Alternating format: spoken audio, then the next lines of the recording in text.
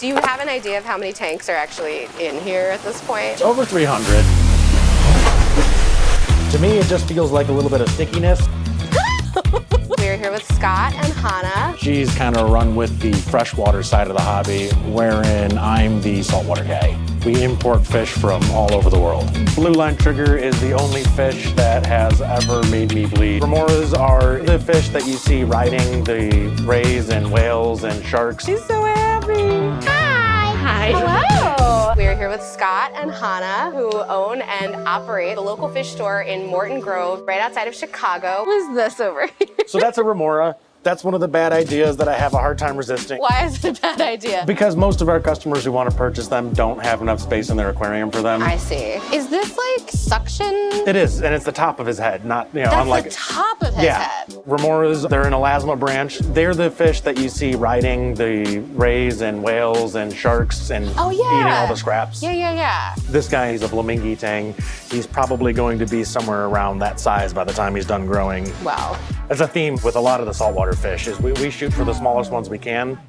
Sorry about that. The lights are on motion sensors to help be ecologically minded, but it isn't perfect. Hey Google, turn on the fish lights. Okay, turning on. Who's this spiky guy? Magnificent Foxface. He's neat because he has venomous spines. For humans, it's only about as bad as somewhere between a bumblebee and a wasp. Tell me the origin story. You two together. I've been in the Chicagoland aquarium industry for 15, 16 years now. I was the manager at the store I worked at prior. A year or two before closing, we brought Hannah on board. We had been together for 6 years or something before she came on over there. So you had already been living in an apartment with a giant aquarium. Lots of stuff. Lots of stuff. All the animals, yeah. Oh wait, what other animals? At one point I had several hundred dart frogs. Always done a lot with reptiles. I was breeding abronia, which are Mexican alligator lizards, for an extended amount of time. And also at local fish store, we have Wilfred the dog who roams around, and also Diesel is a hairless cat, correct? Sphynx. Yes, a Sphynx cat, yes. Shrimps. This is our shrimp rack, which actually Scott made. Got some tigers in, which I really like. Those nice. are probably my favorite. We do have a good amount of loaches in here. They're the best. They're also really so good fun. for eating little snails too, if you have a snail problem. Can you talk about these guys? Giant plecos, people kind of just give them away at this point. These are common plecos, so they're the ones that get 2 feet. A paradise gourami in that tank. Honey gouramis. Rams, then we also have epistos, brilliant rummy nose or platinum rummy nose. The sheen on the top is a blood parasite and it's just continuously bred down the line. I got parrots in there. The natural oranges, polar blue parrots. They're mean, but not terribly mean, surprisingly. If you want an aggressive tank. When you say want an aggressive tank, People like aggressive tanks. really? Oh my God. Like to watch the fish. Getting in their own territories, the slight feuding every so often. Okay. There are absolutely people who like aggressive fish. Keeps things interesting. Right, as long as they're not killing each other, which I absolutely do not condone, it is definitely healthy for fish to kind of square up with each other. They get a lot better coloring too. People really like aggressive fish. Cichlids are the way to go. They're beautiful, but they're angry. I can relate. I also have a red devil up here. Angry on the inside and the outside. Some fish have those like very prominent foreheads. Yes. What's the deal with those? It is technically called a cock. The bigger that is, then the more, mean they are, heftier they are. Gotcha. Okay, so it's okay.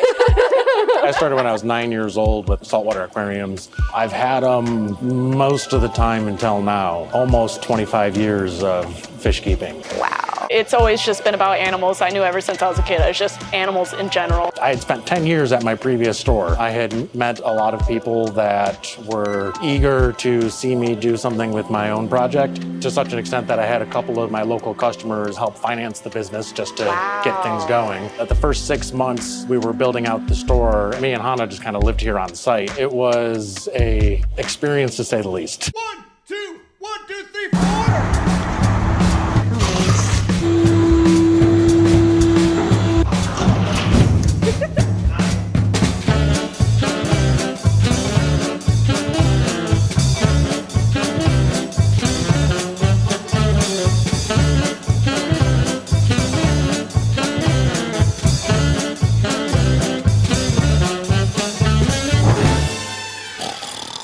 The torch corals live here, which are probably the most popular coral in the hobby. They're everything that everybody pictures when you Correct. say coral. My bad idea is carpet anemones. We don't really ever sell carpet anemones because they can eat your fish. And it's kind of hard to sell that when you're being honest about the fact that if you put this in your tank, it might cost you some of your fish or all of them sometimes. Yeah. At the same time, they're very cool things. Anemones, when you touch them, they have a stick to them that is the sting. To me, it just feels like a little bit of stickiness. To a fish, it's not only sticky, but it also leaves a sting behind. Could this coral just like move itself fully across the tank slowly? So I don't mean to correct you, but it's please. an anemone. Corals are different from anemones. They're both cnidarians, but anemones are evolutionarily removed from corals. Got it. And yeah, it can move. It can walk around the tank and go where it needs to in order to better take advantage of its environment, but it doesn't want to. Because that would expend a lot of energy. Right, and they don't generate energy easily. I would have a hard time not giving an anemone a personality if it was in my house. The basic biology of a coral. Where is its brain? Doesn't have a brain. Doesn't have one. They have a very rudimentary nervous system at all. There was a biologist at one point that described them as a thin veneer of slime on a rock, and that is effectively what most corals are. And you were saying that you custom built the water system in here. Is that Everything. everything in here is custom built? It all works very well. It's all done creative is a nice way to put it. We do that by we pump all the water up high and then we just allow it to gravity feed to every part of the system that it's needed to. Every system is supplied with water from the top and it drains down to the tank below it, drains down to the tank below it, and then returns to the filtration in the back. This is a 16,000 gallon per day, 9-stage RODI system.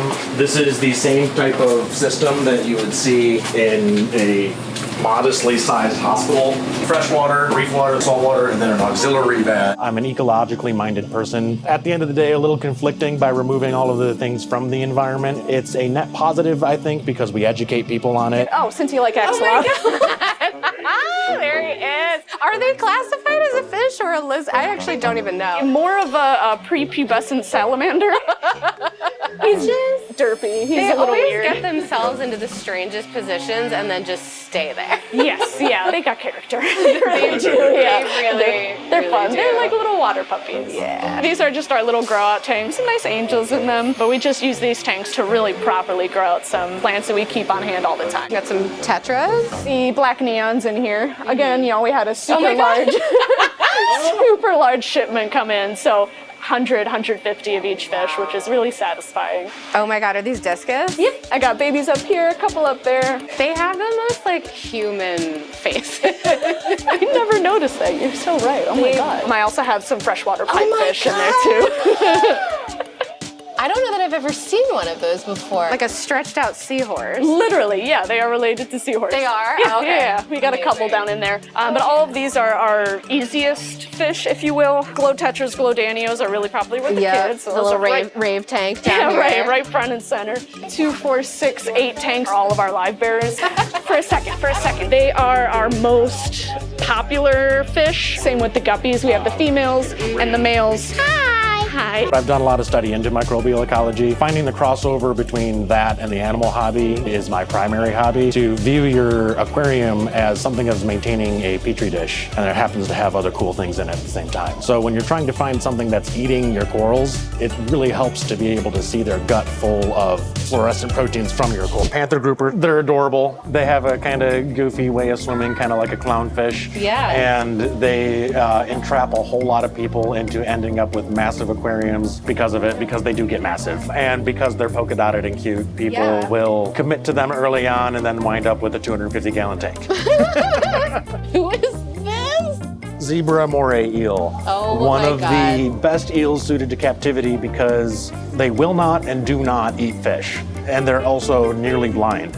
Polini grouper, he's one of my favorites. That's a fish that's probably going to be with us for many, many months because groupers scare people, similar to the same reason with the panther grouper. Okay. Most groupers get huge. The Polini is actually one of the smallest groupers in the industry. On average, they get like 5 or 6 inches. That's a tank-raised Cortez angel. Well, it's captive bred by Biota Palau, one of the largest and most well-known breeders of saltwater fish in the industry. He's been here with us in the store since he was about dime-sized. Oh my God. He's an exceptional Cortez he's angel. Beautiful. That is a baby blue line trigger. That's another one of the bad ideas. I can't help myself. Seem to be a lot of those. He's angry. He's just full of rage. While he's little, he can go with other larger fish that are like, look at, he's bullying the fish that's like 3 times his size. We also have a blue line trigger in the front of the store. Hey Google, turn on the fish lights. That is like this big. Oh my God. That point, they're kind of your only fish. Blue line trigger is the only fish that has ever made me bleed. Took a pretty solid chunk out of the back of my hand. Well, he's got a little party forever. We import fish from all over the world. Next week, we have a Colombia order coming in. Jakarta is due this week. Vietnam following week. I get a big kick out of it. Still, no matter how many times you've seen any one type of fish, there's always the individual that stands out. With saltwater, we do quarantine all of our fish, 4 stages. I'm gonna give you to mama. After finishing that 3rd stage for another 4 weeks, they come into the 4th stage. When you treat fish, you wipe out their natural gut flora and fauna. Fish are copiophagic, means they eat poop. They are recharging their gut biome. I have a fish that I kind of inappropriately refer to as patient 0. He lives generally underneath the egg crate here. There he is back there. I've had him for 13 years now. He's a wild-caught Hawaiian yellow tang, never been exposed to antibiotics. He lives in a tank with no other fish, so I can be sure that at no point he will be exposed to any kind of pathogen. When our fish make it through quarantine, I will bounce him from tank to tank, and we feed them some poop. That's amazing. That fish has no idea that he has such an important job. Yeah. You got the best poop in town. I feel like I'm meeting a celebrity. I just saw Diesel go by too. I gotta say hi to Diesel really quick. Hey! I've gotten used to it now, but it was originally weird to see what's going on with a cat, like, under the fur. Do you do any breeding just within the tanks? We definitely allow it to happen. They get put in separate tanks, like our display tanks. The bow front has just been booming with generations and generations of guppies. It's a madhouse in there. Yeah, we're just kind of letting it go crazy. There's been one gentleman that comes in and he's just like, I need your pregnant females. They have to be pregnant. I was like, okay, here you go. In any other kind of store, you would be like, I need a call. How about the violent murder that clearly just occurred in that aquarium? Oh no! They ate half of him. Oh no, they left his head. Yeah, he was fine this morning. It was the pink tail trigger, I can tell looking at him now. He looks guilty. Everybody has been in that tank together for weeks and cohesive, happy, and then we woke up today and chose to murder. Blue hippo tangs. That's got to be the most popular fish in the whole store, a la Finding Dory. 10 years ago, it was Nemo, and ever since the second movie came out, now it's Dory. Every 12 or younger child that comes in here immediately gravitates towards Dory. Timor wrasse. Wrasses are the single largest family of all fish. Freshwater, saltwater, anything. There are more wrasses than there are any other type of fish. This gigas clam can be hundreds of pounds and larger than this tank is long. They have photoreceptors. It's not really eyes, but they can tell when something is above them. This one in particular can create quite a splash. I